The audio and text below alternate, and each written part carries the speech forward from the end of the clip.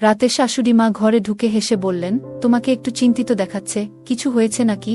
আমি তাড়াতাড়ি উত্তর দিলাম, না শাশুড়িমা, কিছু হয়নি, আমি ভালোই আছি। তিনি তখন আমার পাশে এসে বসলেন এবং বললেন, তাহলে এত ভাবছ কেন?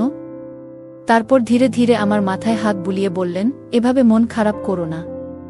তার আন্তরিক ব্যবহার ধীরে ধীরে আমাকে স্বস্তি দিতে শুরু করল, যেন সবকিছু একটু চিন্তা হালকা হয়ে গেল। আমি কিছুক্ষণ চুপ করে থাকলাম, মনের মধ্যে এক অদ্ভুত প্রশান্তি ভর করেছিল। এক সন্ধ্যায় আমি ক্লান্ত শরীরে নিজের ঘরে শুয়ে বিশ্রাম নিচ্ছিলাম। চোখ বন্ধ করে শুয়েছিলাম, যেন সারাদিনের ক্লান্তি কাটানোর চেষ্টা করছিলাম। ঠিক সেই সময় শাশুড়ি মা এসে আমার পাশে এসে বসে রইলেন। তিনি কিছু না বলে চুপচাপ আমাকে লক্ষ্য করতে লাগলেন। কিছুক্ষণ পর তিনি বিছানার চাদরটা নিয়ে আলতোভাবে আমার গায়ে দিলেন।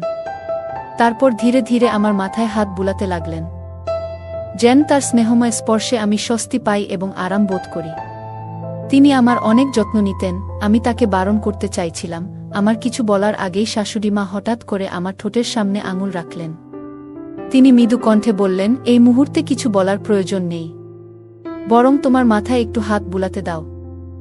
এতে তোমার শরীরের ক্লান্তি কমে যাবে। আমার মনে তখনও কিছুটা অস্থিরতা ছিল। তিনি আবারও বললেন, অনেকদিন ধরেই কিছু বলার চেষ্টা করছিলাম, কিন্তু কখনো সাহস করে তোমাকে বলতে পারিনি। তারপর তিনি, হ্যালো বন্ধুরা, তোমাদের সকলকে আমাদের আজকের একটি রোমাঞ্চকর গল্পে স্বাগতম। আশা করছি গল্পটি তোমাদের ভালো লাগবে। গল্পটি শুরু হয় যখন আমি শহরে এসে শ্বশুরবাড়িতে থাকতে শুরু করি। আমার বয়স তখন 24 বছর। আমার মা বাবা অনেক কষ্ট করে আমাকে উচ্চশিক্ষা দিয়েছিলেন। পরে আমি চাকরি পেয়ে শ্বশুরবাড়িতে চলে আসি।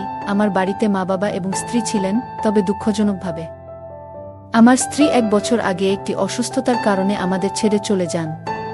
তখন আমার শাশুড়িমা শহরে একাই থাকতেন, কারণ আমার শ্বশুর বিদেশে চাকরি করতেন।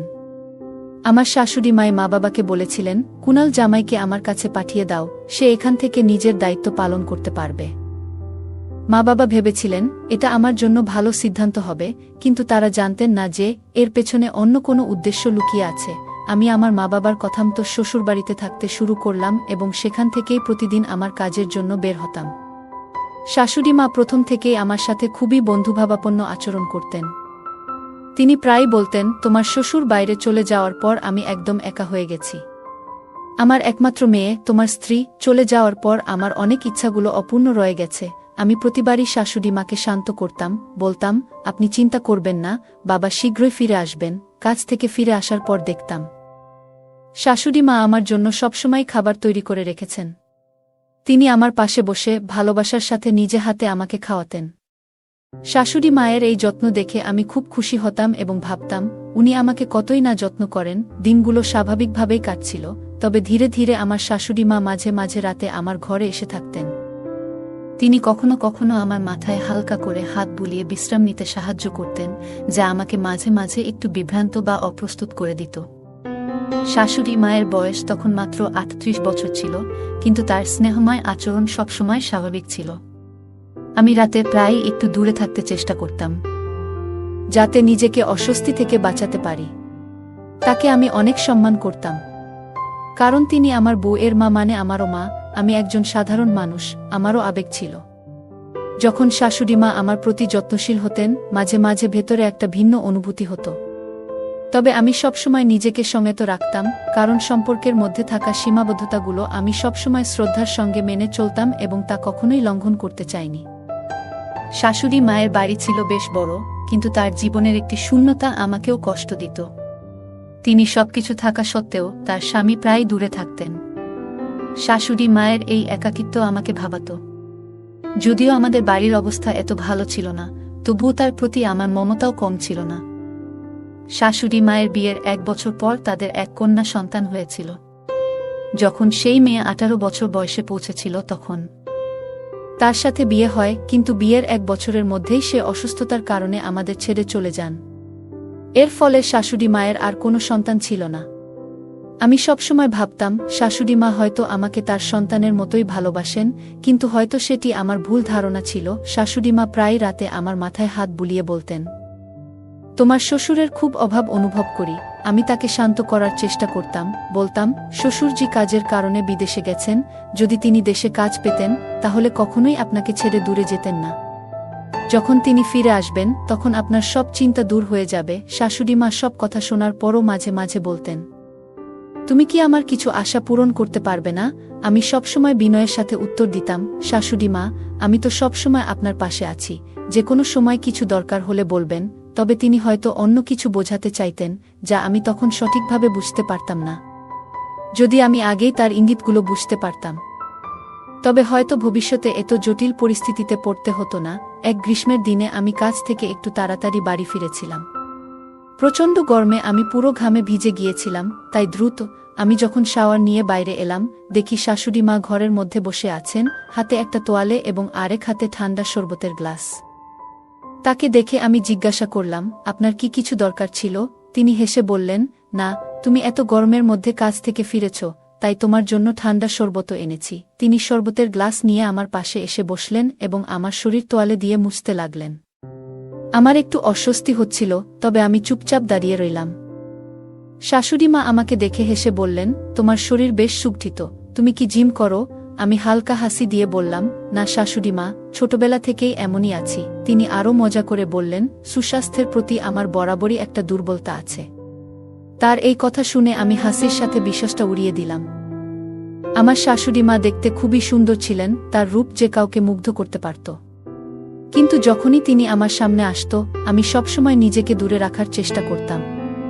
তাই আমি তাড়াতাড়ি শরবতের গ্লাস নিয়ে তাকে বললাম, আচ্ছা, আমি নিজে মুছব, আপনি চিন্তা করবেন না, আমি নিজেই কাজটা করে নিতে পারবো, তুমি তো এমনিতেই সারাদিন ঘরের এত কাজ করো। এটা শুনে সে হাসতে হাসতে বলল, এটা তো আমার কর্তব্য। আর এই বলে সে ঘর থেকে বেরিয়ে গেল। সে বেরিয়ে যেতেই আমি গভীরভাবে নিঃশ্বাস ফেললাম। আমি তাড়াতাড়ি উঠে তৈরি হয়ে নিচে লাঞ্চ করতে চলে গেলাম। ডাইনিং টেবিলে খেতে বসেছিলাম। তখন শাশুড়িমা এসে পাশে বসলেন এবং স্নেহের সাথে আমার হাত ধরে খাবার খাইয়ে দিতে চাইলেন। আমি বিনয়ের সাথে বললাম, আমি নিজেই খেতে পারবো, কিন্তু তিনি শোনেননি, বরং নিজের যত্নের মাধ্যমে আমার পাশে ছিলেন। যখন তিনি আমার হাত ধরেছিলেন তখন কিছুটা অস্বস্তি অনুভব করছিলাম, তবে নিজেকে শান্ত রাখলাম। তার এই যত্নশীল আচরণে আমার মনে এক ধরনের স্নেহ তৈরি হলো, কিন্তু নিজেকে বোঝালাম, এভাবে না ভাবাই ভালো। এরপর শাশুড়ি মাকে বললাম, আমার পেট ভরে গেছে, এবং দ্রুত উঠে নিজের ঘরে চলে গেলাম। আমার এই আচরণে হয়তো শাশুড়ি মা একটু অপ্রসন্ন হলেন, কারণ রাতের বেলা তিনি আমার ঘরে এসে জানতে চাইলেন, তুমি ঠিক আছো তো? তুমি কি আমার উপর রাগ করেছ? আমি বললাম, না না, এমন কোনো কথা নয় শাশুড়িমা। তারপর তিনি আমার পাশে এসে বসলেন এবং হাসি মুখে বললেন, তাহলে ব্যাপারটা কি? এই বলে তিনি আলতো করে আমার চুলগুলোকে স্নেহের সাথে হাত বোলাতে লাগলেন। তিনি আমার মাথায় আলতোভাবে হাত বুলিয়ে দিতে লাগলেন, যেন আমার সারা দিনের পরিশ্রমের ক্লান্তি একটু কমে। অফিস থেকে ফিরে এসে আমি সবসময় একটু ক্লান্ত থাকতাম। আমি চোখ বন্ধ করে শুয়েছিলাম, আর এটা দেখে শাশুড়িমা আস্তে করে বিছানার চাদরটা তুলে আমার গায়ে দিয়ে দিলেন আর বললেন, সব ঠিক হয়ে যাবে, বেশি চিন্তা করো না। তিনি বুঝতে চেষ্টা করছিলেন আমার মানসিক অবস্থাটা, কিন্তু আমার মনের অস্থিরতা সহজে কমছিল না। আমি তাকে ঘুমাতে যেতে বললাম। তিনি হঠাৎই আমার ঠোঁটে আঙুল রাখলেন এবং বললেন, তুমি কিছু বলো না, আমি তোমার মাথায় আলতোভাবে হাত বুলাতে চাই, এতে তোমার ক্লান্তি দূর হবে, বললেন তিনি। আমি কিছুটা অস্বস্তি বোধ করছিলাম। তিনি আরও বললেন, অনেকদিন ধরে তোমার সাথে এভাবে কথা বলার ইচ্ছে ছিল, কিন্তু তুমি কখনোই আমার অনুভূতিগুলো বুঝতে চাওনি। ঠিক সেই সময়ে আমার ফোনের রিংটোন হঠাৎ জোরে বেজে উঠল, আর সেই শব্দে আমি হঠাৎ চমকে উঠে দ্রুত ফোন হাতে নিয়ে একপাশে সরে গেলাম। আমি লজ্জিতভাবে বললাম, আমাকে ক্ষমা করবেন, আর এই বলে ফোন হাতে নিয়ে দ্রুত ঘর থেকে বেরিয়ে গেলাম। শাশুড়ি মা ঘরে বসেই আমাকে ডাকছিলেন, কিন্তু আমি তার কথার প্রতি কোনো প্রতিক্রিয়া না দেখিয়ে সরাসরি নিচে গার্ডেনের দিকে চলে এলাম। গার্ডেনে এসে আমি ভাবতে লাগলাম, যদি এই ফোন না বাজত তাহলে হয়তো আমি নিজেই বড় বিপদে পড়ে যেতাম। আমি সিদ্ধান্ত নিলাম যে এখন থেকে আমাকে শাশুড়ি মায়ের সাথে একটু দূরত্ব বজায় রাখতে হবে, এটাই সবার জন্য ভালো হবে। এই সব ভাবতে ভাবতে আমি যখন ফোন তুললাম, তখন আমার পুরনো বন্ধু রমেশ কণ্ঠস্বর শুনতে পেলাম।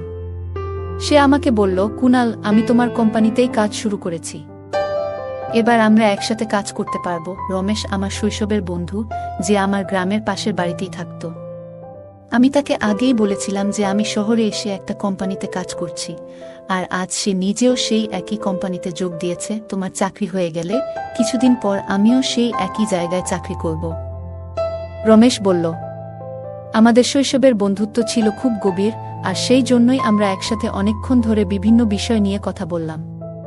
এরপর আমি ফোনটা রেখে নিজের ঘরের দিকে চলে এলাম। যখন আমি ঘরে ফিরে এলাম তখন দেখলাম শাশুড়ি মা তাদের ঘরে চলে গেছেন। আমি দ্রুত নিজের ঘরের দরজা বন্ধ করে বিছানায় শুয়ে পড়লাম।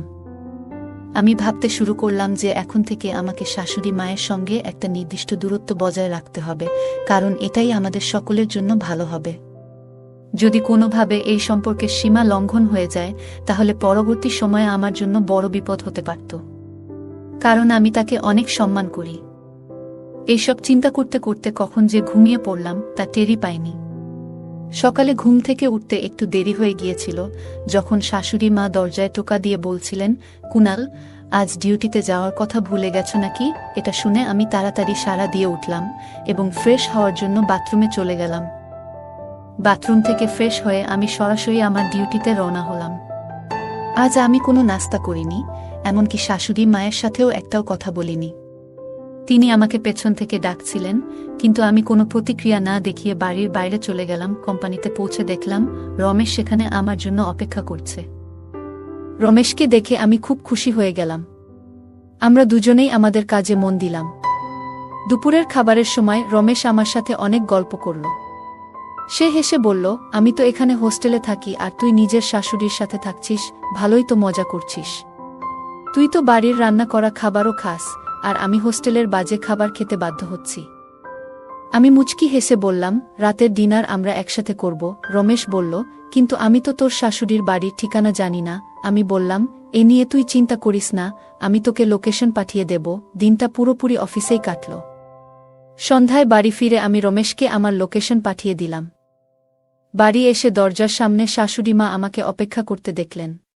যখন তিনি আমার কাছে এলেন আমি একটু দূরে সরে গেলাম, কারণ গত রাতের ঘটনাটা নিয়ে আমি খুবই বিব্রত ছিলাম। আমি লজ্জায় মাথা নিচু করে বললাম, আজ সন্ধ্যায় আমার একজন বন্ধু আসছে।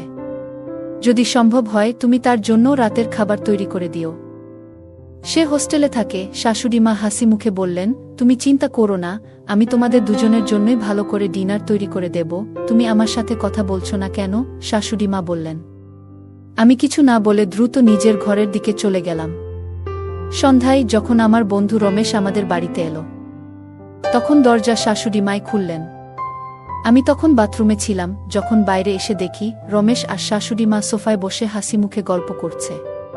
তাদের এভাবে কথাবার্তা বলতে দেখে আমি একটু অবাক হয়ে গেলাম। তারপর রমেশ আমাকে মজা করে বলল, তোর শাশুড়ি তো খুবই মজার মানুষ, এখানে থাকলে তো তুই বেশ ভালোই আছিস। ওর কথা শুনে আমার মনে এক অদ্ভুত অনুভূতি হলো। গত রাতের ঘটনাগুলো মনে পড়ে আমি আবার একটু মন খারাপ হয়ে গেল।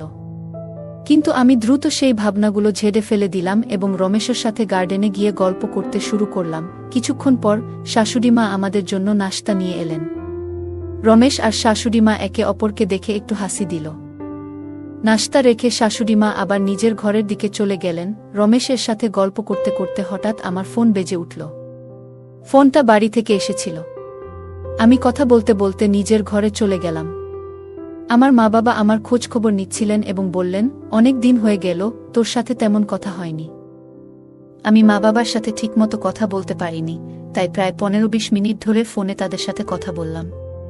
কথা শেষ করে যখন বাইরে এলাম তখন দেখলাম গার্ডেনে শাশুড়ি মা আর রমেশ একসাথে বসে মিষ্টি কথোপকথনে মগ্ন। আমি তাদের কাছে গিয়ে দাঁড়াতেই তারা দুজনেই হঠাৎ চুপ করে গেল। রমেশ আমার দিকে তাকিয়ে মুচকি হেসে বলল, ভাই, এখন আমি উঠি। আমি তাকে বললাম, তুই তো ডিনার করিসনি, খেয়ে তারপর যাস। সে হেসে বলল, আন্টি এত ভালো নাশতা খাইয়েছে যে আমার পেট একেবারে ভরপুর, আর ডিনার করতে পারবো না। আরেকদিন এসে খাবো।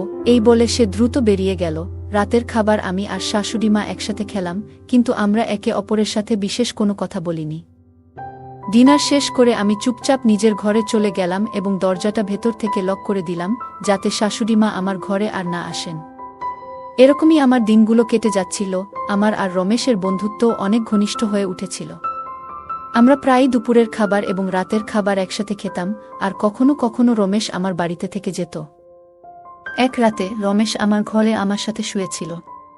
হঠাৎ গভীর রাতে আমার প্রচণ্ড পিপাসা পেল, তাই আমি উঠে বসে দেখি রমেশ পাশে নেই। আমি ভাবতে শুরু করলাম, সে রাতের বেলায় কোথায় গেল। আমি যখন পানি নিতে কিচেনের দিকে গেলাম, দেখি রমেশ শাশুড়ি মায়ের ঘরের বাইরে দাঁড়িয়ে তার সাথে গল্প করছে।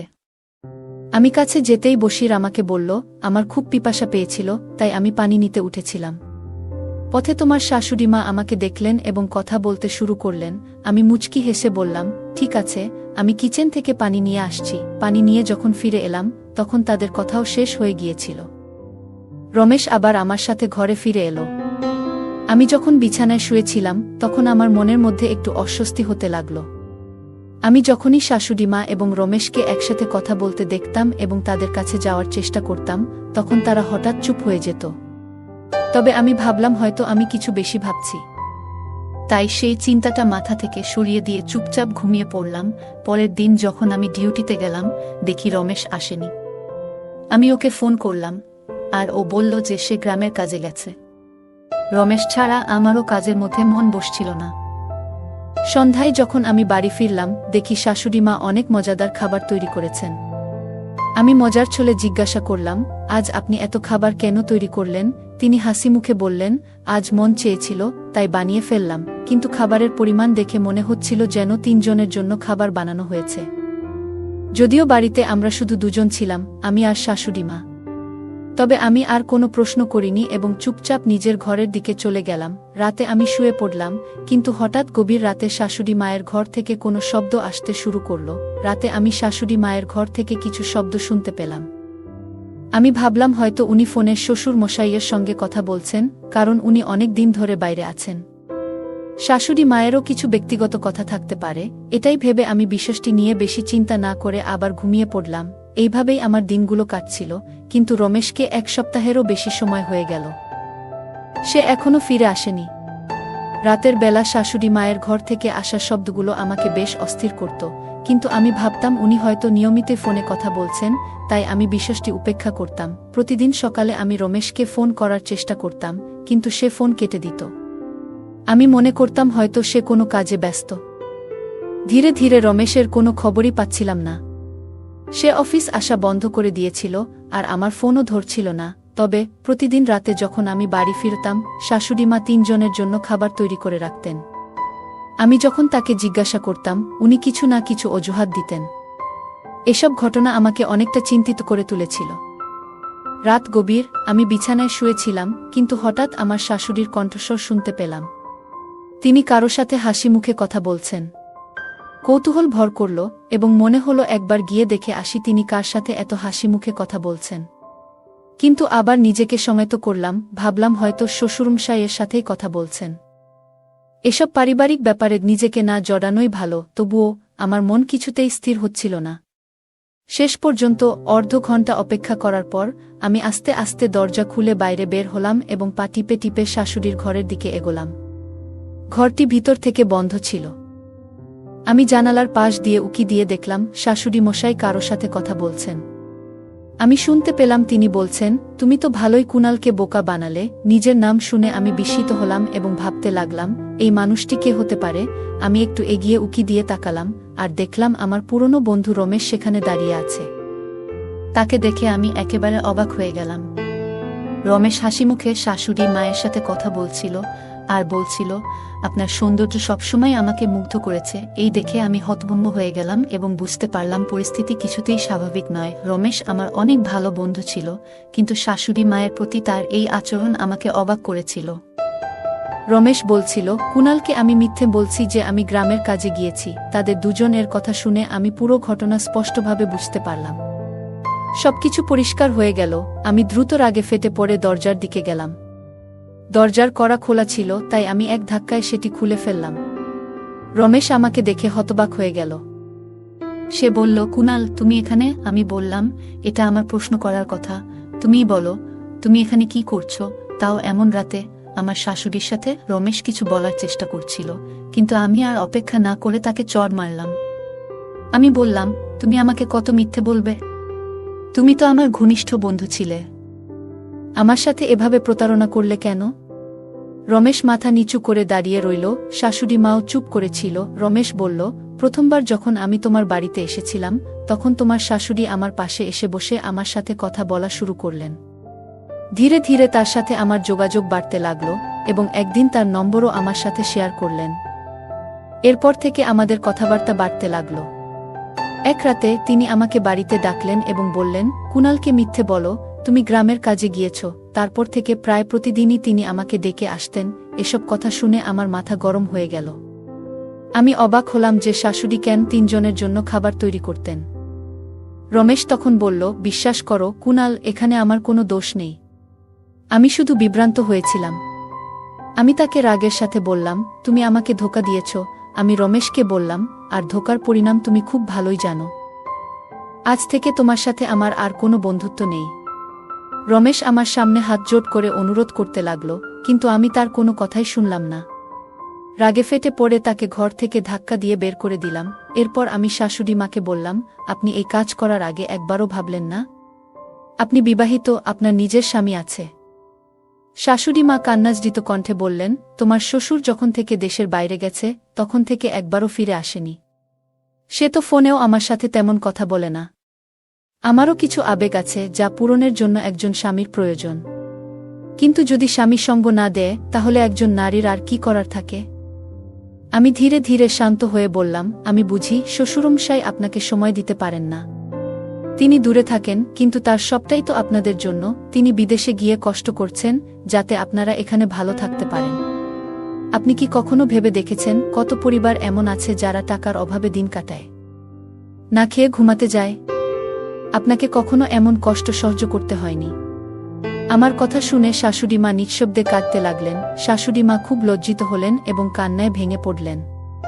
তাকে কিছু না বলে আমি সরাসরি আমার ঘরে ফিরে এলাম। এরপর শ্বশুরমশাইকে একটি বড় মেসেজ লিখলাম। তবে শাশুড়ি মায়ের ঘটনাগুলো আমি শ্বশুরমশাইকে জানাতে পারিনি। কয়েকদিনের মধ্যেই শ্বশুরমশাই আমার মেসেজ পড়ে বাড়িতে ফিরে এলেন। তাকে দেখে শাশুড়ি মা প্রথমে খুব খুশি হলেন, কিন্তু ভেতরে ভেতরে শঙ্কিত হয়ে পড়লেন।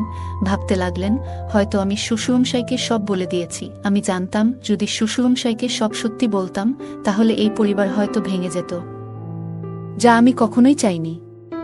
আমি মেসেজে শ্বশুরমশাইকে লিখেছিলাম যে শাশুড়িমা আপনাকে খুব মিস করছেন এবং তার স্বাস্থ্যের অবনতি ঘটছে। যদি আপনি তাড়াতাড়ি ফিরে না আসেন, তবে হয়তো তিনি হৃদরোগে আক্রান্ত হতে পারেন। এই কথা শুনে শ্বশুরমশাই খুবই চিন্তিত হয়ে পড়লেন এবং দ্রুত বাড়িতে ফিরে এলেন। যখন শ্বশুরমশাই শাশুড়ি মায়ের সাথে এ বিষয়ে কথা বললেন, তিনি নিচের দিকে তাকিয়ে মৃদু হেসে মাথা নাড়লেন। শাশুড়ি মা বুঝে গেলেন যে আমি শ্বশুরমশাইকে মিথ্যে বলেছি। এরপর থেকে শ্বশুরমশাই ও শাশুড়ি মা সুখে শান্তিতে জীবনযাপন করতে লাগলেন। আমি আর এসব বিষয়ে বাবাকে জানাইনি। আমার শাশুড়ি মা এখন আগের থেকে ভালো আছেন। তার ভালো থাকা দেখে আমারও ভালো লাগত।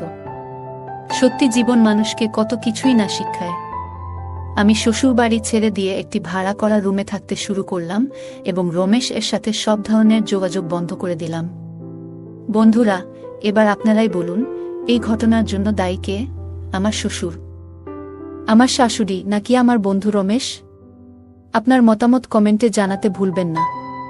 যদি ভিডিওটি ভালো লেগে থাকে তবে লাইক, শেয়ার এবং সাবস্ক্রাইব করতে ভুলবেন না। ধন্যবাদ।